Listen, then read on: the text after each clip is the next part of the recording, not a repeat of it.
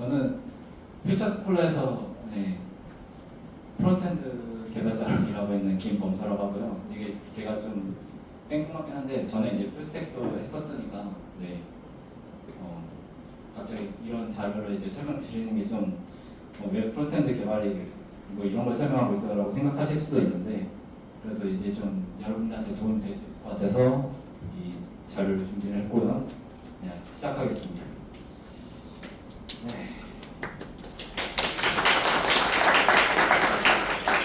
감사합니다. 시작하기 전에 옛날 프로그래밍 농담 하나 짚고 넘어갈게요. 이제 이거 보신 분들 있을 텐데 이제 의사, 엔지니어, 프로그래머 셋이서 누가 제일 가장 오래된 직업인가 토론을 했는데 이제 의사는 하나님이 아담의 갈비뼈로 이불을 만들었으니까 의사가 가장 오래된 직업이다. 엔지니어는 그 전에 혼돈 속에서 세상의 질서를 만들고 건축했으니 엔지니어가 먼저다. 프로그래머는 그 혼돈을 누가 만들었죠? 네, 카오스 메이커 여러분, 이제 혼돈 속 엔지니어로서 이제 질서를 정립해 봅시다. 간단하게 DDD를 한번 시작해 보세요. 이제 레거시 MVC 패턴의 현실인데 이제 왼쪽은 MVC 패턴의 간단한 다이어그램이고 오른쪽은 이제 DDD에서 알아야 할 내용들인데 좀 잘 안 보이죠? 알아야 할 게 많아서 이제 오른쪽이 좀 더 복잡해 보이지만 막상 해보면 어떨까요? 왼쪽이 더 쉬울까요? 오른쪽이 좀 더 코드가 유지보수하기 더 좋아질까요? 이제 저나 여러분의 비대해진 코드의 현실일 수 있는데 코드를 보시면 이제 그 전형적인 MVC 구조고 이제 서비스는 조회 로직을 이제 무의미하게 중계만 해주고 이제 리포지터리는 이제 조회 메소드로 이제 비대해지죠. 이제 서비스는 아무것도 안 나고 중계만 해주고 그리고 계속 화면별로 조회 로직이 추가되죠.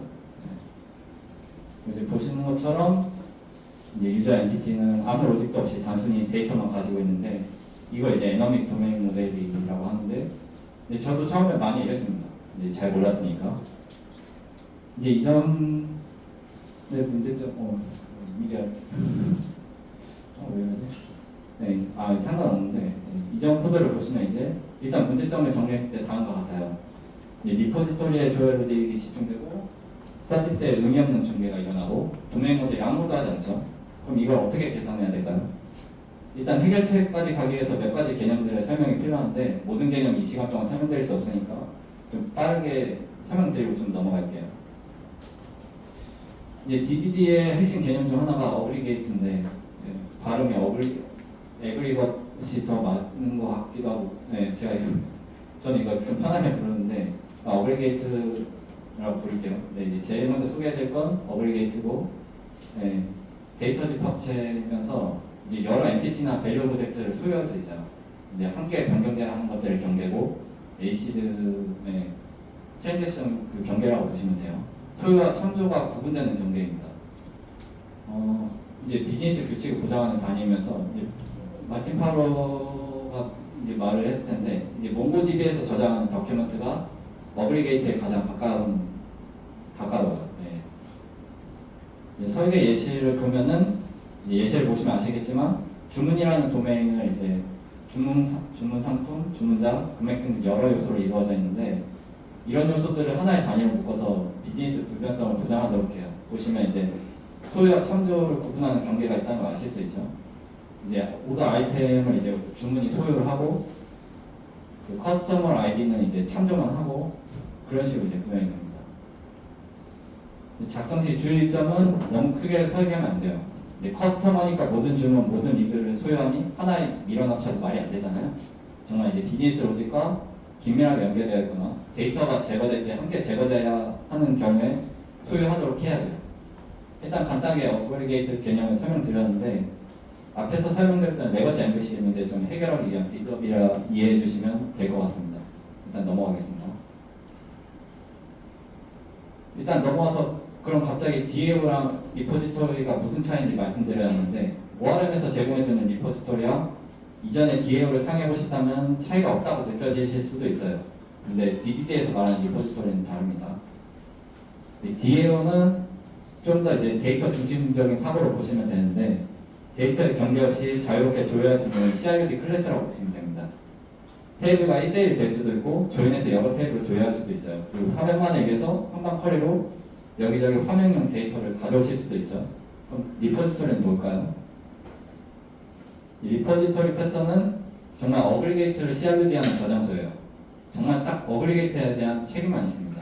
어그리게이트를 벗어나서 데이터를 조회하거나 일부만 저장하지 않아요. 조회도 도메인 객체로 변환해야 하고 저장도 어그리게이트 단위로 해야 돼요. 예시에서 보시는 것처럼 오더 아이템만 조회하거나 저장하는 게 아니라 오더 단위로 저장하고 조회하고 저장해야 돼요. 여기서 만약에 그 일부만 가져와서 계산한다고 해보세요. 데이터 계산에 이제 손상이 생길 수 있겠죠. 결손된 객체를 가져오는 게 아니라 완전한 오더를 가져와야 돼요. 좀 쉽게 좀 이해가 되시죠? 네, 이제 가장 큰 차이점은 데이터의 경계 없이 자유롭게 CRUD 하는지 아니면 어그리게이트를 CRUD 하는지의 차이입니다. 그렇게 리포지토리는 보통 이제 DAO를 사용해서 리포지토리를 구현을 하겠죠. 일단 리팩토링을 위해서 이 개념도 여기까지만 설명드릴게요. 갑자기 CQRS를 얘기해야 되는데, CQRS는 이제 명령과 조회를 분리하는 패턴인데, 이제 물리적 레벨에서 DB를 분리하는 방법도 있고, 논리적인 레벨에서만 분리하실 수도 있어요. 읽기용 DB의 읽기 모델과 쓰기용 DB의 쓰기 모델까지 다르게 설계할 수도 있어요. 읽기용에는 조회에 맞게 최대한 비정교해서 싱크가 하실 수도 있고, 근데 여기서는 당연히 코드 리팩토링 위해서 알려드리는 거니까 물리적인 레벨까지는 설명드리지 않을 거고 간단하게만 설명하고 넘어갈게요. 네. CQRS를 쓰면 이제 여러분 어플리케이션 서비스를 메소드에서 이제 클래스로 변환해서 리팩토링을 할 수 있어요.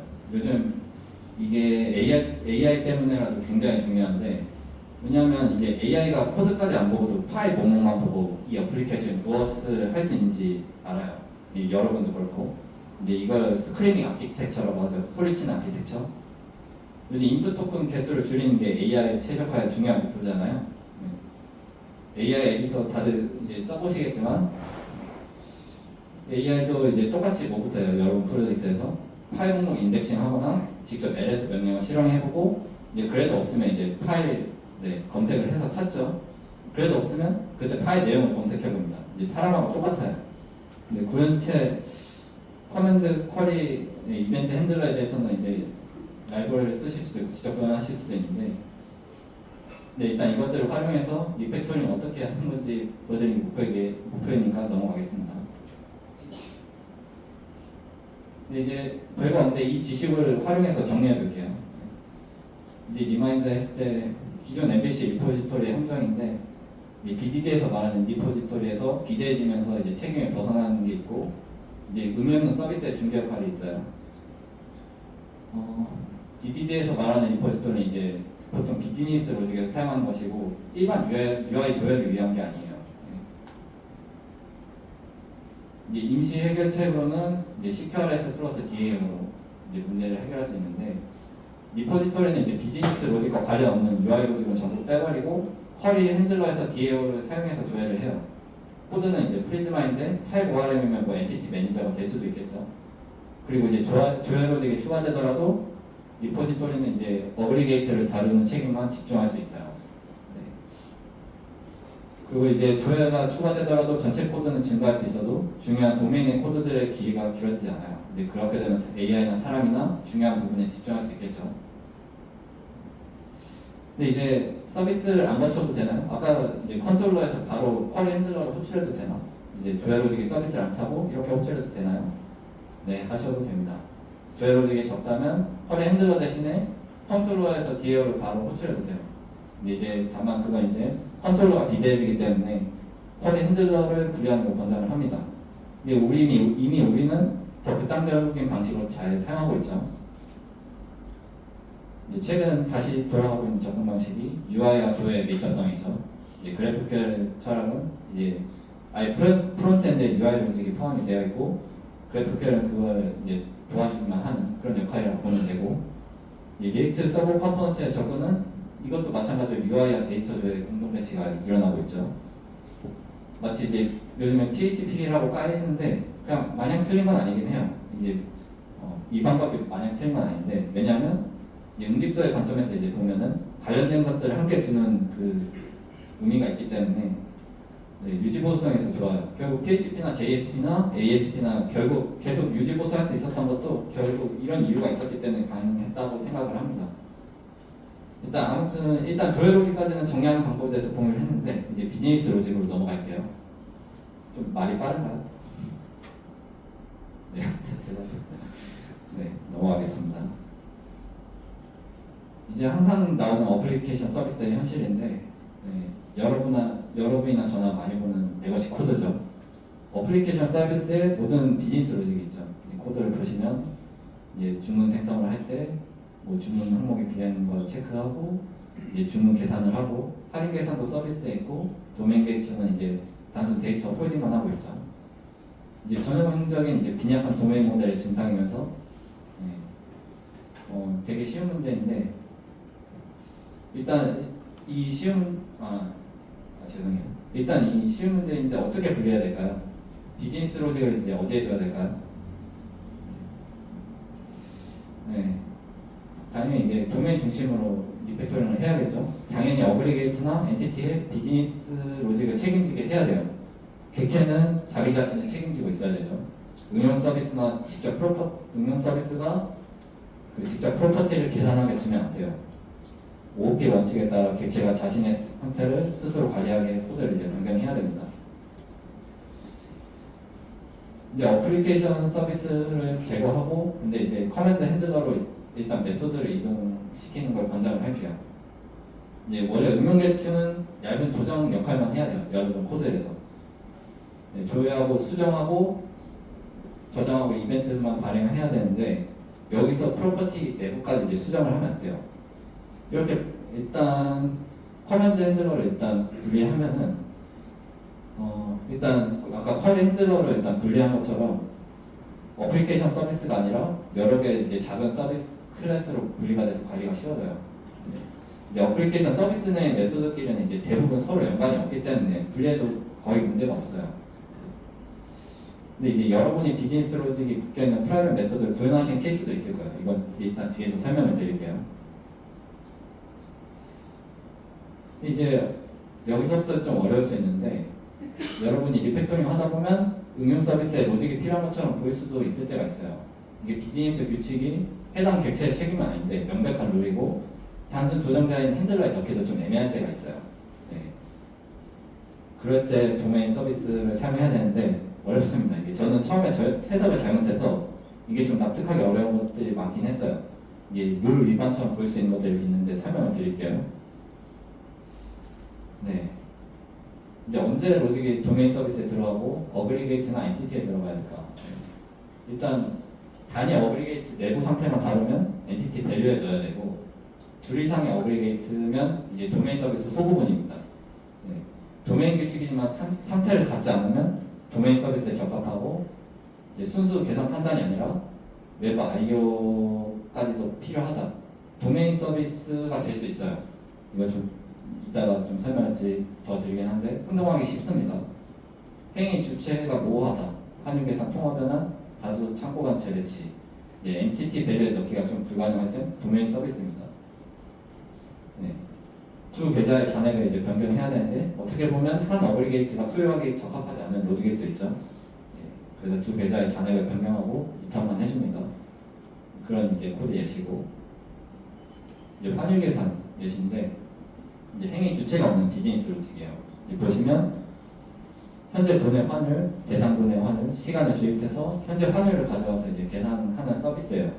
행위 주체가 없어서 이제 도메인 서비스에 적절한 대상이에요. 그리고 이제 다음 배송비 계산 예시인데 이제 주소와 목적지 주소를 거리를 구하고 무게와 운송 코드 거리를 넣어서 비율을 이제 계산하는 예시예요. 이것도 이제 외부 서비스에 의존하는데 표현은 자연스럽죠. 네. 코드를 보시면 이제 거리 서비스에서 이제 현재 거리가 얼마인지 계산해서 이제 가져오는 거고 이제 환율 관련 저장소에서 이제 환율만 가져오고 그걸 이제 돈 얼마 변환할 수 있는지 돈 객체를 변환해서 머니 객체를 변환해서 반환하는 서비스죠. 필요하다면 이제 리포지토리 다른 인프라 서비스에 의존이 가능합니다. 도메인 서비스가. 네. 근데 이제 도메인 서비스가 순수 함수라고 하는데 저는 이제 잘못 알았었는데 이게 외부 의존성이 없는 순수가 아니라 사이드 이펙트가 없는 순수 함수 개념이라고 생각하시면 돼요. 정확하게는 이제 여기서 관련 없는 그 데이터를 다른 서비스에 데이터를 변경한다든가 이벤트를 발행한다든가 그런 일 없이 순수하게 조회를 해서 계산하는 역할이에요. 네. 이걸 만약에 상태를 저장한다든가 사이드 이펙트가 발생하면 도메인 서비스가 아닙니다. 이제 그래도 혼란스럽다면 이제 메소드가 없어졌을 때 도메인 모델의 비즈니스 규칙을 잃어버리나 확인을 해보면 됩니다. yes는 이제 도메인 서비스고 인프라에 의존하더라도 도메인 서비스고 어플리케이션 서비스 놓으면은 어플리케이션 서비스나 인프라스트럭처 서비스예요. 이게 무슨 말이냐면 네. 그래서 예를 들면 여기 파이트를 이제 보시면은 이제 이메일 서비스와 디스카운트 캘큘레이터 서비스가 있는데 이제 이메일 서비스가 없어져도 그냥 이메일이 안 나갈 뿐이지 비즈니스 규칙이 의미를 잃진 않아요. 네, 단순히 인프라죠. 근데 디스카운트 캘큘레이터 서비스가 없어지면 네, 비즈니스 규칙이 의미를 잃어버릴 수가 있어요. 좀 더 쉬운 예시로 유저 생성을 예시로 들어볼게요. 이제 유저 생성 시에 여러분이 이메일 중복되는지 체크하는 로직이 있을 거예요. 근데 만약에 여러분이 위파일에서 이메일 서비스나 크리에이트 유저 커맨드 핸들러를 제거하더라도 위에 도메인 모델의 비즈니스 규칙이 사라지지 않아요. 네, 봤을 때. 유니크 네임 폴리시가 없어지면 비즈니스 규칙이 사라지겠죠? 좀 이해가 되시나요? 이번에 이제 전 이게 처음에 좀 순수함수 개념을 좀 잘못 이해해서 좀 잘 이해가 안 됐었는데 이제 또 여기서 좀 더 심화돼서 필요하다면 도메인 서비스를 어그리게이트 메소드에 또 주입할 수 있어요. 생성자를 주입하면 안 됩니다. 생성자를 주입하면 안 되고 어그리게이트 메소드에 주입하실 수 있어요. 이건 이제 의견이 분분할 수도 있고 헷갈리는 주제인데 이것도 또 이제 자료들 찾아봤을 때 좀 많이 헷갈렸어요. 어그리게이트 메소드가 도메인 서비스를 파라미터로 가져다 쓸 수 있는데 이건 좀 처음에 아니지 생각했는데 왜냐하면 도메인 서비스는 리포지터리 인프라 서비스를 주입받아서 사용할 수 있는데 그럼 어그리게이트가 간접적으로 외부 IO를 처리하거나 리포지터리를 조회하는 게 맞나? 근데 이제 틀리지 않았어요. 어그리게이트가 인터페이스에 의존하는 거지 인프라에 직접 의존하는 건 아니니까 구현체에 의존하는 건 아니니까 대신 구현하기 전에 여러분은 인터페이스만 작성하고 그의 로직을 검증한 식으로 구현하셔야 돼요. 자, 이제 예시 1인데 주문 추가 로직에서 주문 아이템을 이제 추가하는 로직에서 서비스를 주입받아 사용하는 형태인데 주문 아이템을 추가할 때 주문 서비스에서 가격 서비스와 재고 서비스를 받아서 계산하는 예시예요. 분명히 도메인 메소드에서 도메인 서비스 지금 두 개를 갖고 있죠. 프라이싱 서비스와 인벤토리 서비스. 가격 계산은 도메인 서비스 사용하고 재고 확인도 도메인 서비스를 사용하고 있어요. 최종 주문 계산 로직에서 도메인 서비스를 주입받아 사용하는 형태인데 일단 주문은 당연히 그 인터페이스에만 의존하고 구현은 인프라에서 하죠. 그리고 이제 도메인 서비스만 이제 그 주입받아서 메소드에서 주입받아 사용하고 있고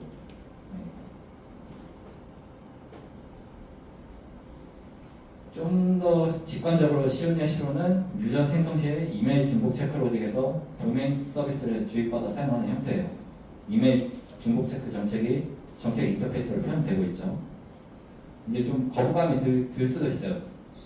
정착 객체에서 이걸 서비스를 주입받아서 이거 호출하는 게 맞나 그런 생각 좀 들 수가 있어요. 저도 좀 거부감이 있었는데 근데 자바에서 만약에 이렇게 구현한다고 하면 어싱크도 없으니까 자바 같은 경우에서 좀 거기서 좀 더 표현이 거부감이 덜할 텐데 어싱크가 저희 들어가다 보니까 무조건 외부 IO가 있겠구나라는 생각 때문에 거기서 좀 거부감이 덜했던 것 같아요. 그리고 네 번째 예시로는 예약 정책 서비스를 이제 주입받아서 예약 가능 여부를 확인하고 예약을 생성하는 형태예요. 코드의 표현이 이제 좀 읽어보시면 좀 자연스럽습니다. 그래도 예약 가능에 대한 그 폴리시를 정책을 받아서 이제 그게 가능한가 여부만 조회해서 체크하는 로직인데 이게 아직도 좀 계속 말씀드리지만 도메인 서비스가 순수하다는 것은 인프라의 저장 혹은 이벤트 발행이 없는 순수 사이드 이펙트가 없는 순수한 순수 개념이라고 명심하시면 됩니다.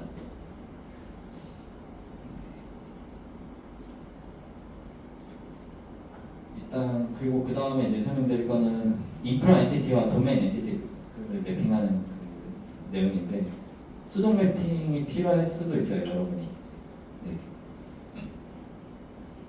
이제 ORM 엔티티의 한계인데 타입 ORM 테이블 매핑 예시예요. 이제 예전에 저도 JPEG랑 비슷하다던가 그런 장점이 있다고 해서 선택을 했었는데 지금 와서 생각해보면 별로 중요한 선택 사항이 아니에요. 이런 ORM을 매핑하지 않고 써도 좋지만 그대로 쓰면 생기는 문제점이 뭐냐면 이제 도메인과 인프라 관심사가 섞여요. 네, 객체 표현력이 밸류 오브젝트 엔티티, 디자인 패턴 등이 이제 ORM의 제약상에 걸릴 수 있습니다. 불필요한 관계 로딩이랑 표현도 구분되지 않을 수 있어요. 네.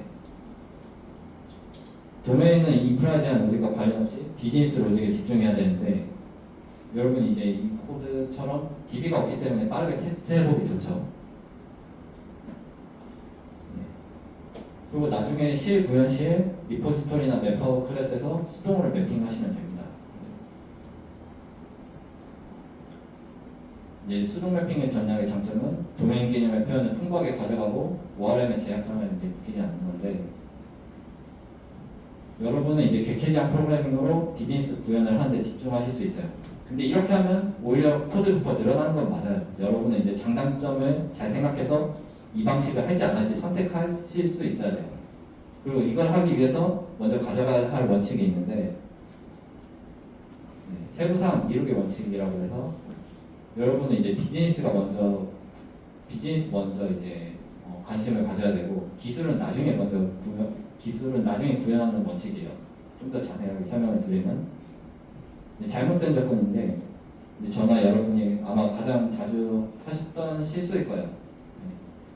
기술부터 이제 시작해서 이제 어떤 DB를 쓸까요? PG, 몽고DB, 어떤 프레임워크가 좋을까요? REST.js, 익스프레스, MQ는 RabbitMQ, 카프카, ORM은 타입 ORM, 프리즈마, 드리즐. 정작 중요한 질문은 우리 비즈니스에서 주문이 정확히 뭔지, 고객이 주문을 취소할 수 있는 조건이 뭔지, 재고가 부족할 때 어떻게 처리해야 되는지 거기에 이제 집중을 해야 되죠. 이제 그러니까 이제 비즈니스에 대한 이해 없이 먼저 기술 스텝을 결정할 때가 많아요. 이제 저희나 여러분이나 자주 했었던 실수겠지만 그 기술의 비즈니스를 맞춘 역전 현상도 있고 이제 나중에 바꾸기가 어렵죠. 이제 올바른 접근은 비즈니스 이해관계자와 최대한 대화를 많이 해야 됩니다. 이제 VIP 고객은 주문을 24시간에 무료 취소가 가능해요. VIP 고객의 기준은 뭔가요? 최근 1년간 누적 구매액이 100만원 이상인 고객이에요. 코드를 봤을 때 그대로 녹아나 있죠. 1년 전부터 이제 누적 금액이 얼만큼 쌓였는데 그 금액이 100만원 이상이다. 그럼 VIP다라는 조건이 지금 코드에 잘 표현이 되어 있고 네, 주문에서도 그 VIP면서 24시간 내라는 그 표현이 코드 표현이 잘 돼 있죠. 기술 결정을 미루는 이유는 비즈니스 로직을 먼저 검증하기 위해서 네, 도메인부터 시작하면서 기술 독립적으로 임시 구현체로 연결하는 예시인데 인터페이스만 정의하고 있죠. 주문 저장소와 인벤토리 서비스. 그렇게 이제 구현하다가 나중에 기술을 결정해서 구현을 해야 돼요. 미루다가 PG를 쓸지 몽고가 적합할지 결정할 수 있어요. 여러분의 도메인에 가장 잘 맞는 DB, Q 등 인프라를 선택해서 가져가는 거죠. 이제 밑에 보시면 나중에 기술 결정해서 이제 구현하는 거고. 그러기 위해서 처음에는 인메모리만 구현해서 간단하게 시작하는 거예요. 코드를 보시면 아시다시피 이제 연속성 없이 메모리에서 그냥 바로 시작을 하는 거죠. 이제 실제 사례로는 유명 개발자들의 이제 접근 방식인데 개발 관련 공부하다 보면 이제 오래되신 분들 좀 자주 이름이 노출되시는 분들 있죠. 마틴 파울로, 로버트 마틴, 엉클과 켄트벨 뭐 몇 개월 동안 데이터베이스를 뭐 실행하지 않았다. 우리는 뭐 그런 말도 있고 뭐 인메모리 구형만 만들어서 나중에 연결을 했다. 그렇게 말을 아키텍처 관련 책이나 테스 주도나 뭐 그런 책들 보면 되게 많이 나오죠. 그렇게 비즈니스 이해도가 높아진 상태로 코딩을 하면 더 좋은 코드가 나오게 되죠. 네. 비즈니스 의미가 코드에 녹아져서 나오게 되죠. 그러면서 이제 좀 견고해지기도 하고 코드가. 코드 예시를 보면 네. 아까 이제 그런 비슷한 예시인데 배송 시작점 VIP는 24시간 내, 일반 고객은 1시간 내 취소 가능.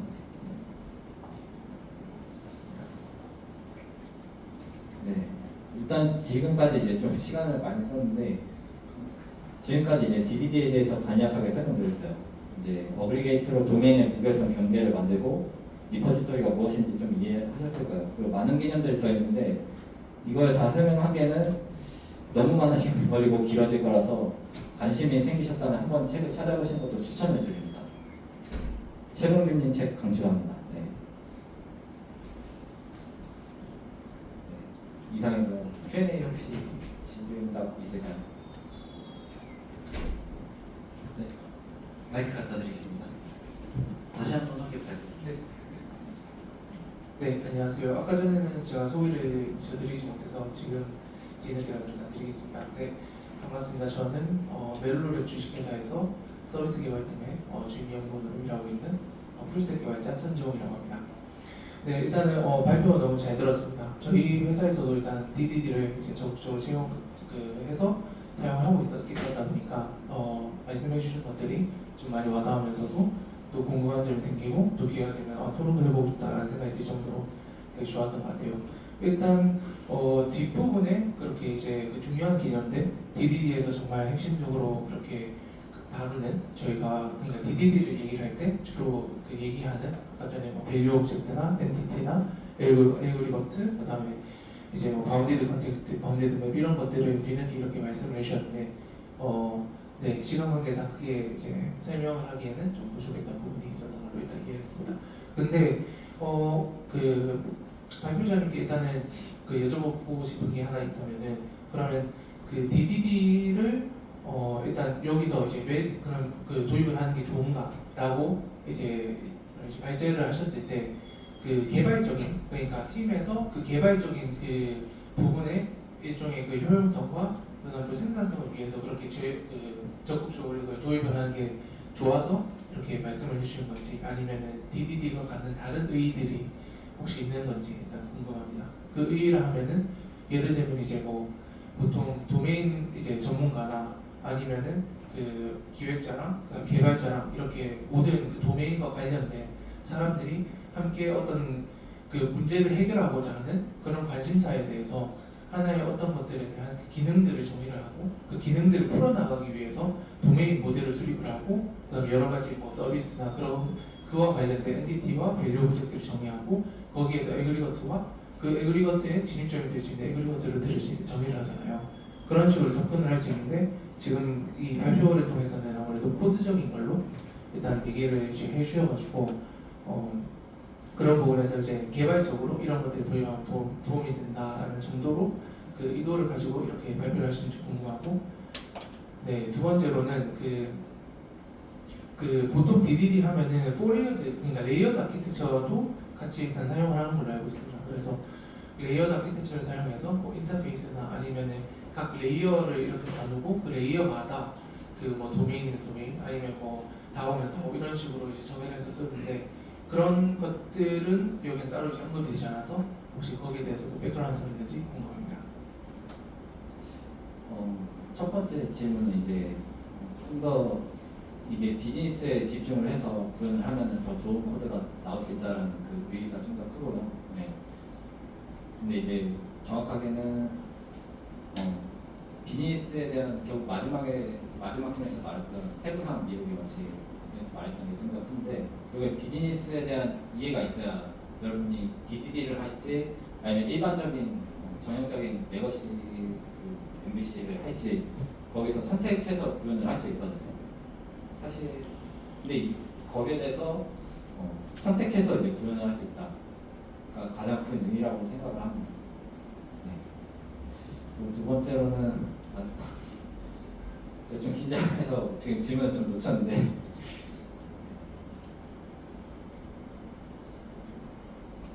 네. 두 번째로는 일단 그 보통 DDD 하면은 레이어드 아키텍처도 같이 이렇게 생각을 해서 그 레이어드 아키텍처를 그 DDD를 이제 그 같이 접목을 시켜서 어떻게 그 비즈니스적으로 그 녹여내는지 뭐 비즈니스 기능과 아니면 다른 이벤트가 있으면은 거기에 대해서 이제 그 레이어에 맞춰서 코드를 정의를 하고 그것들에 맞춰서 이제 그 관심사와 기능을 이제 풀어내는 그런 방식으로 보통 개발을 많이 또 하는 걸로 알고 있습니다. 그래서 거기에 대한 언급이 조금 다소 이제 없었는데 혹시 그냥 그 여러 백그라운드가 있는지에 대해서 여쭤봤습니다. 그것까지 다 설명하기에는 지금 너무 길어질 것 같아서 여기서 되게 많잖아요. 여기 밸류 오브젝트나 엔티티까지도 지금 빼먹었는데 설명해서 도메인 이벤트까지도 되게 중요한데 최대한 축소해서 설명한 거거든요. 이제 전형적인 MVC 구조에서 간단하게 좀 확장할 수 있는 코드 길이를 좀 짧게 가져가면서 대신 파일 많아지는 구조로 이제 설명을 드린 거라서 거기에 의의를 두리고 한 거라 지금 이제 좀 더 어떻게 방금 말씀하신 그 레이어드 아키텍처를 어떻게 해야 될지는 여기서까지 다루기에는 좀 많은 것 같아서 그렇습니다. 네, 감사합니다. 설명이 DDD를 이미 여기 잘 알고 계신 분들도 많을 텐데 그런 분들 보기엔 좀 불만족스러운 발표일 거라고 생각은 합니다. 좀 감안해서 좀 봐주시고요. 그렇습니다. 네, 저희가 뒤에 네트워킹이 있어서 이제 발표자분들께 그 긴 질문을 나중에 따로 해주시면 감사하겠습니다. 저희가 선물 준비한 것도 있는데 질문해주신 분들께는 선물 이거 받은 거 하나씩 드리도록 하겠습니다. 앞에서부터 이제 두 분 질문 드리고 다음 발표 넘어가겠습니다.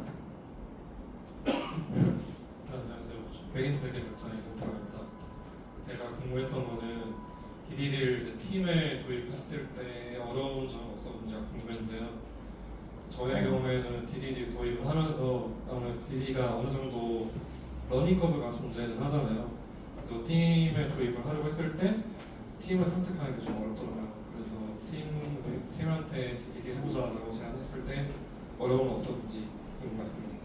저 말씀드렸다시피 저 지금 현재 프론트엔드 개발로 일하고 있어서 일단 팀 내 소개를 그렇게 하진 못했어요. 그냥 DDD에 대해서 얘기는 하는데 이제 팀 내에서도 관심이 있느냐 없느냐도 가장 크기 때문에 이건 어떻게 보면 저희 팀에 대한 메시지일 수도 있습니다. 이 발표 자체가 코드를 보면 좀 직관적인 코드가 있어요. 사람들이 좀 이해를 하잖아요.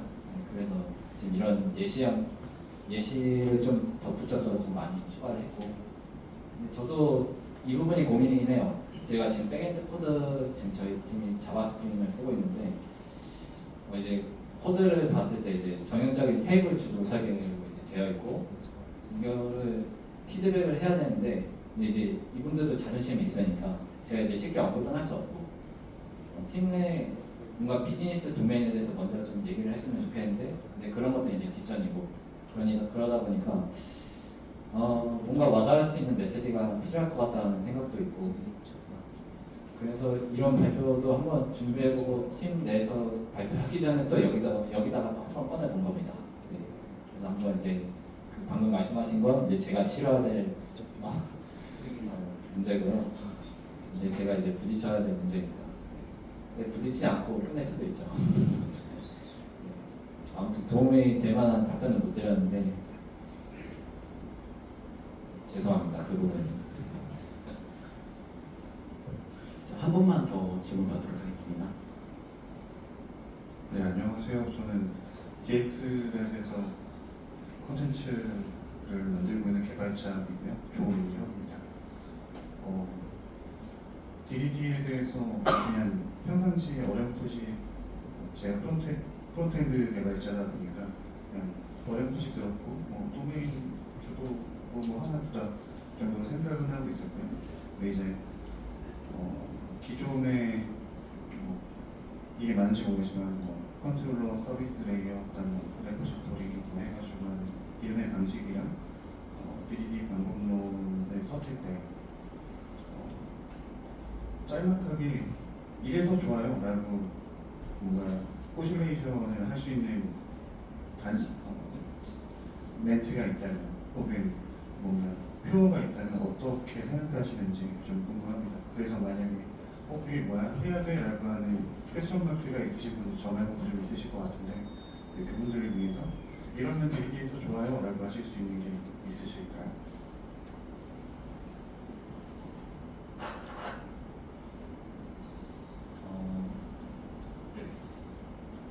그 캐치프레이즈를 준비하지 않았는데 근데 좋다고 생각하는 거는 말 그대로 아까 코드에서 비즈니스가 녹아나온다가 가장 크고 네. 그리고 누가 봐도 그 코드를 보고 그 문서까지 안 가더라도 코드를 보고 정책을 이해할 수 있다라는 것도 크다고 생각을 합니다. 네. 문서와 코드를 둘 다 유지하는 게 아니라 최대한 코드가 정책이 되고 그리고 이제 그게 그거 하나만 봐도 이해할 수 있는 제일 좋다고 생각을 해요. 요즘에 AI 때문에라도 이게 또 중요하다고 생각을 하는데 요즘에 인풋 토큰 줄이는 게 아까 말씀드렸다시피 인풋 토큰 줄이는 게 되게 중요하잖아요. AI 쓰면서. 근데 파일 목록에서 이제 정책을 좀 이해할 수 있고 AI든 사람이든 간에 코드까지 안 가고도 좀 이해할 수 있는 구조이면서도 코드를 보더라도 막 리포지터리를 뭐 저장을 한다든가 뭐 이벤트 어플리케이션 서비스까지 다 보는 게 아니라 도메인에 있는 그 폴더만 다 보면은 그 비즈니스가 다 이해가 되는 거잖아요. 그런 점에서 매력적이라고 생각을 합니다. 대신 코드 좀 양이 많아지긴 해요. 근데 중요한 부분의 코드는 적어지긴 하죠. 또 여기까지 해야 될 것 같은데 질문을